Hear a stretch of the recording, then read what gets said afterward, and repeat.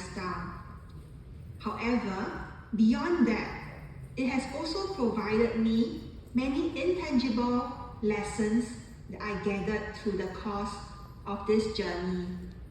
One of the most intangible lessons that I gathered from was hard work. Often, we know that we need to work hard. Personally, working hard is not enough. We need to work hard with a heart, especially for the fact that we are in a business of dealing with people that requires a lot of emotional management. I would like to present to you my beautiful family. Don't you think they look lovely? Well, I would think so. I'm very proud of my family, and they have been my very strong source of motivation. My dad passed on 8 years ago because of lung cancer, and my dad has always inculcated in me the importance of being close to my family, and especially in this course of my career, I make sure that I'm able to have a good, cordial relationship with my family. I'm a proud auntie of a niece and my nephew, and this career definitely helped me to be able to provide them very wonderful childhood memories of things that they could not have been able to afford through what I could do for them. The next slide would be my background came from the fact that I graduated at the age of 22, not too long ago, just 19 years ago, upon completion of tertiary education. You would think that this would be all when I came out from school, but I'm going to share with you what happened before that. When I was just 19 years old, my mom was stricken with stroke. It was an overnight horror. It was horrifying because we were not financially prepared for it. Beyond the mental and the emotional stress, what really built up was the financial distress. Because before my mom fell ill, she had a job, and with dual income of both my dad and my mom, they were able to provide me and my brother a comfortable life, and I was able to get $400 as my monthly pocket allowance.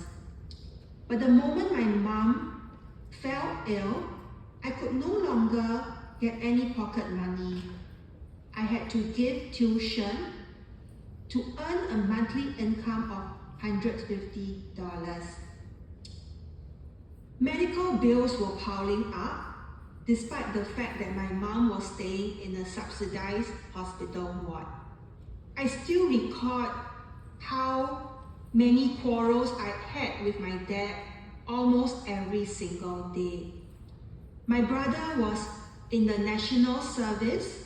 He did not have to face my dad when he was home, but I had to face a lot of stress of having to be a main caregiver for my mom and having to communicate with my dad, who was hugely stressed by the monetary restrictions. I also could recall that as a young girl, I was surrounded with many friends who could be able to afford all that they wanted. I was extremely discouraged that I could not own those pretty dresses, bags that I could otherwise have gotten had it not been the fact that my mom fell ill. And that was why it has given me a very strong determination that the moment I came out of school, there were two important goals that I needed to achieve. The very first goal would be that I wanted to make sure that my parents would be able to lead a comfortable lifestyle My mother would get the best medical care as best as I could provide her with. The second goal would be that I would never want to be poor again. It was definitely a lousy journey having to go through that cycle of poverty because we had no insurance, and at the same time, living cost was high, that I needed to make sure that I had the income to be able to cope with the type of lifestyle that I wanted. Then again, having these goals were not sufficient. What about the factors that contributed to the success? Many of you would agree with me that it will really be advantageous if we have a lot of friends to talk to, if we are able to be good communicators, or if we are good looking and able to dress well. And guess what? I had none of these criteria factors in place. I had few friends to speak with. I was an introvert. I was a plain Jane. I was never likable. I was never noticed by the people around me. And let's take even a personal example.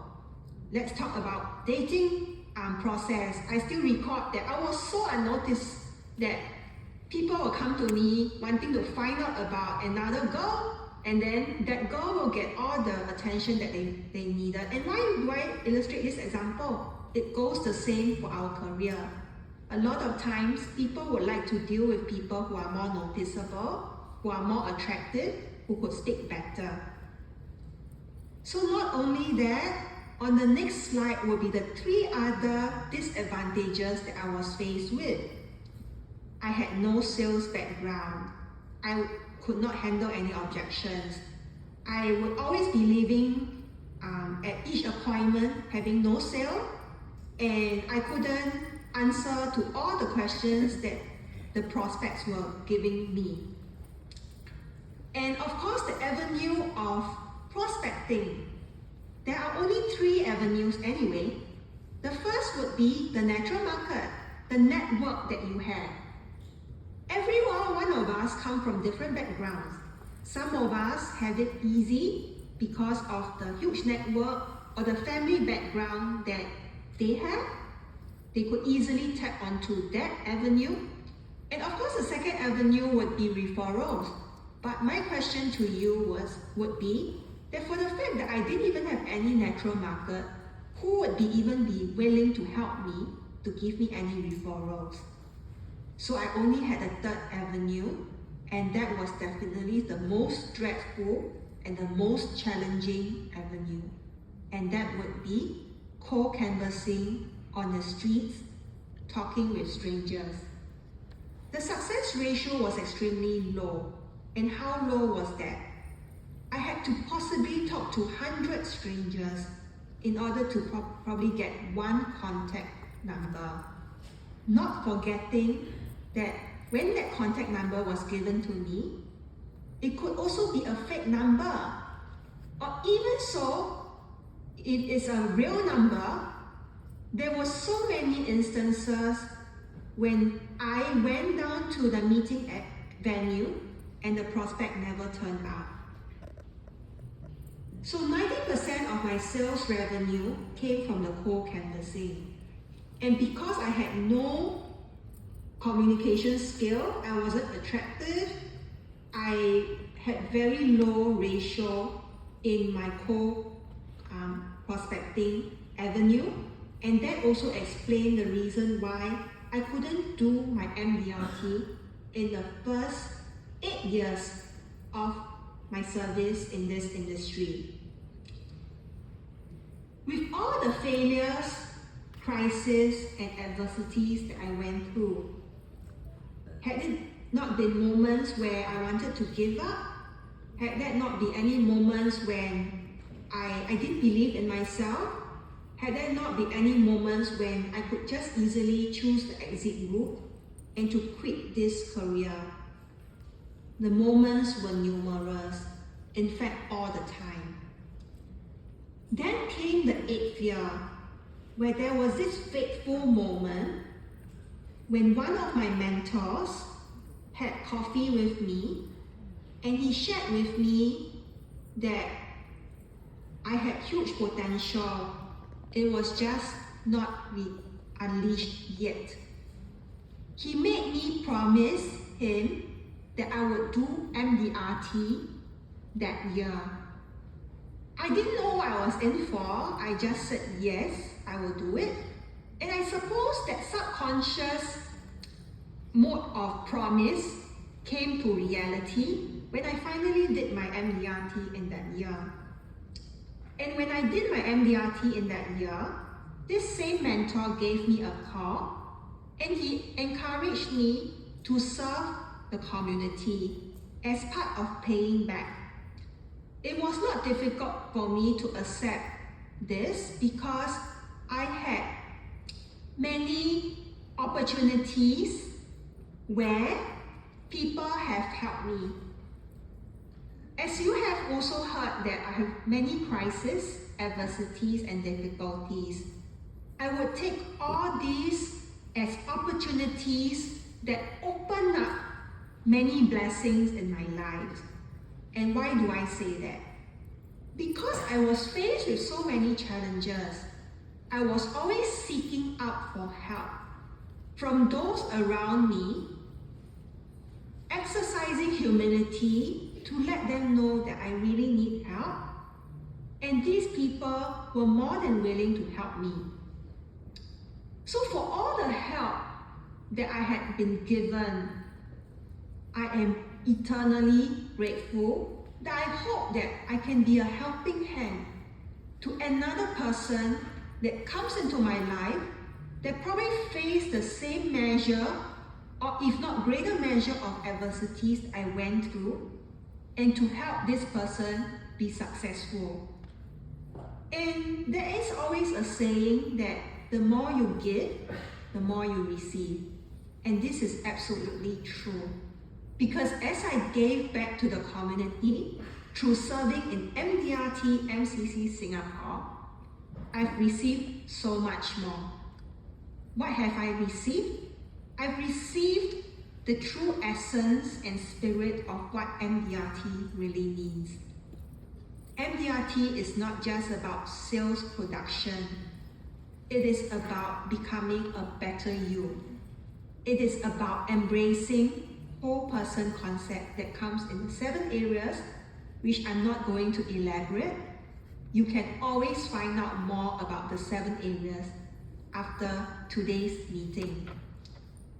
But one of the most important area of the 7 that I have felt that has really sunk into my belief in MDRT, and that would always be in the area of building relationships.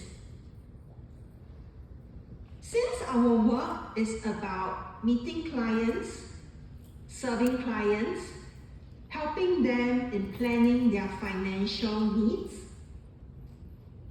how I establish that relationship with them comes from the regular touch points, the regular interactions in these 3 avenues.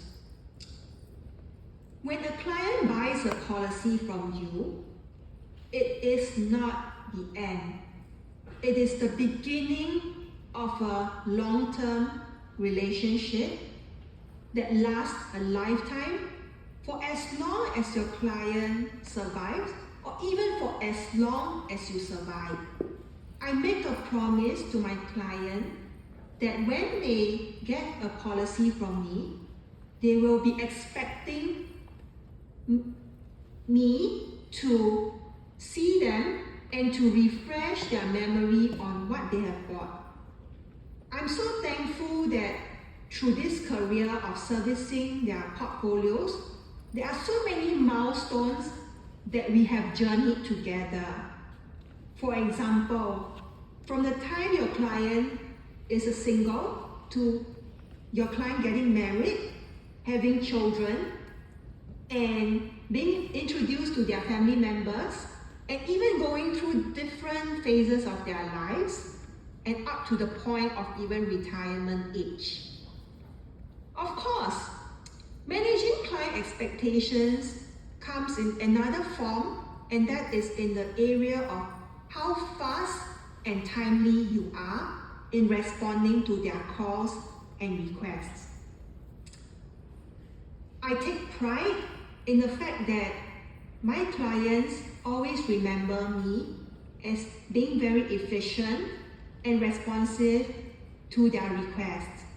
And the requests are also not unfamiliar to all of you. It's about claims. It's about servicing when they have any form changes, updates of their address, particulars. These are things that we are to be able to be as fast as we could, not just in selling a policy, but also in the area of getting all this done.